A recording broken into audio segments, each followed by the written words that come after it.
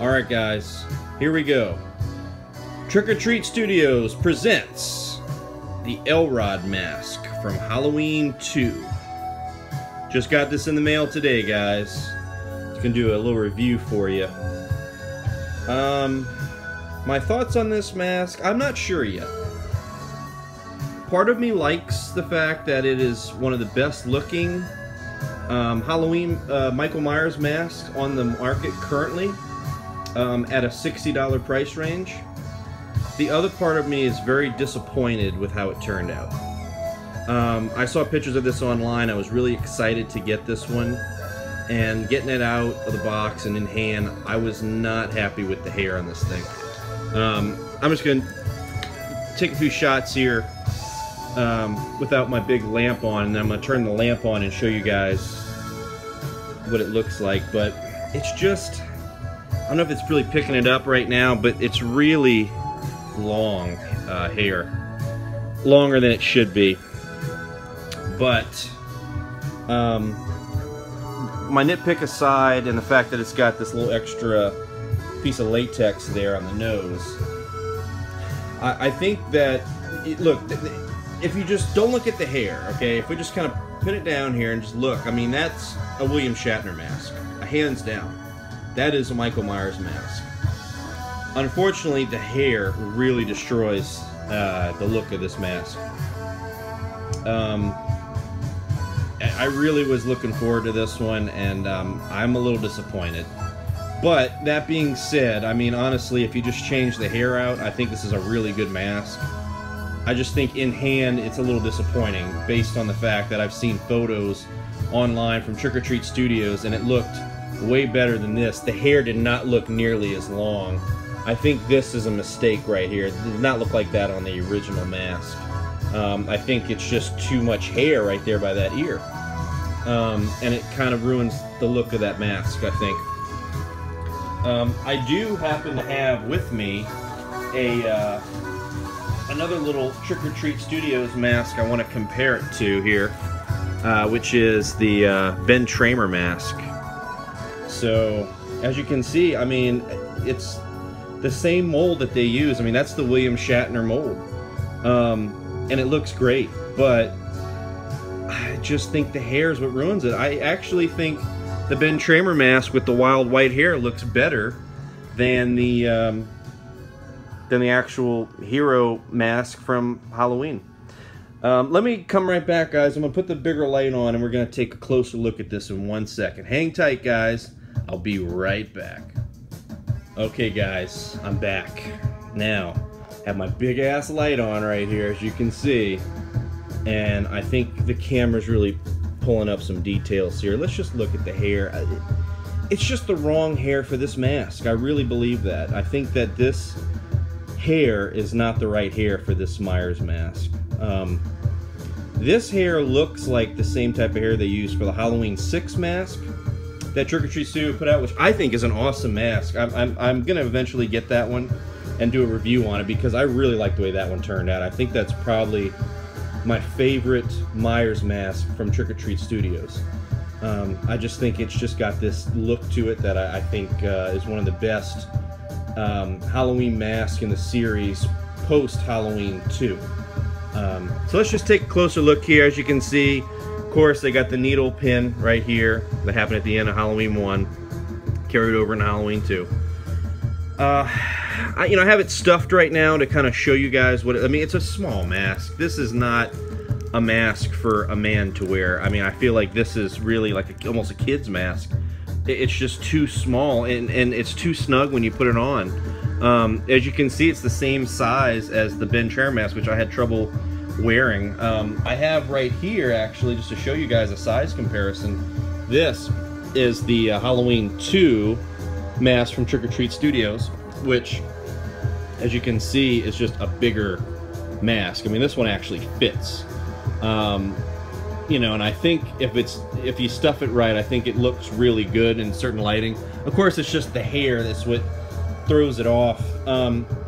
What I'm actually thinking about doing, guys, with this mask, I'm really contemplating putting some eyebrows on here, trimming the hair, maybe adding some sideburns and making a custom Halloween 4 mask, because we all know that mask. I'm pretty sure that mask is a William Shatner that was painted, that they use for Halloween 4, and I think I could probably do something with this and convert that into a Halloween 4 mask that would look really good.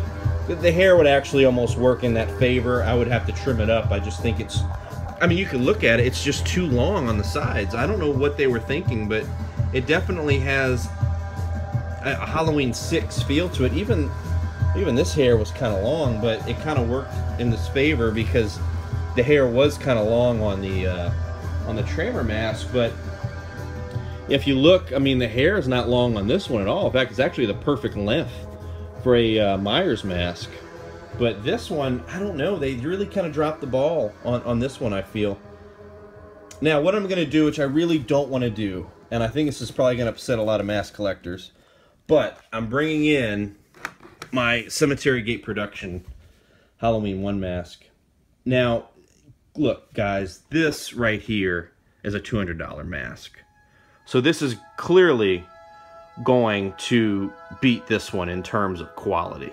So this is a $60 mask. That's not what I'm comparing here. I'm not comparing detail here. What I'm really comparing, though, is the hair. Look at the hair. Look at the length on this hair. That is very movie accurate. It's just perfect hair, okay? I think that's the reason why this one is so expensive, because they use, you know, a different type of hair for these masks, but they look more screen accurate. This hair is just wrong. It's too long. I mean, even on the side, it looks, this really looks like a Halloween 6 Curse of Myers mask to me, just on the side. Something's just off about it. I don't know what it is with the hair, but it's really throwing me off. Like I said, I think the sculpt's really nice, and I think if you switch the hair out on this one, you could have a really good hero mask from Halloween 1, which is essentially what this is. They're really using, you know, they don't have the license of Halloween 1, but you got to remember, guys, what does Halloween 2 start with? It starts with the end of Halloween 1. Therefore, they can use a Halloween 1 mask. Okay, I use that in air quotes because we all know it's the same mask. But they can produce a Halloween 1 mask. They just can't call it a Halloween 1 mask. They would have to call it something else, like an Elrod Mask.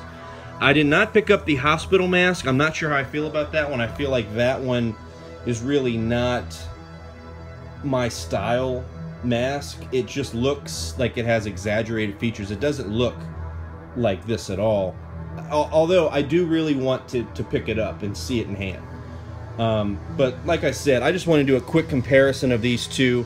They went, they darken the eye holes here, very similar to what they did at Cemetery Gates for this one. But of course, I mean, this is night and day difference here, guys. I mean, this is a very expensive mask compared to this one. And I don't want to dog this one, okay? I really like the guys at Trick or Treat Studios. I'm just being honest with this review. I think this is kind of a letdown with the hair, okay? The mask itself looks great. I just wish it was bigger. I think it's a little too snug for adults to wear. But that being said, I think this is a good mask. For a $60 price point, you can't really go wrong with this mask. I think this is a really good H1 mask. I just think it's a little too snug. So if you have the time, if you have the extra cash, I would switch that hair out for sure. And you'd have a really good looking Halloween 1 mask. I mean, honestly, there's really not that much difference between these two if you really look at them side by side. I think you have a really good mask here. It's just the hair that's kind of ruining it for me.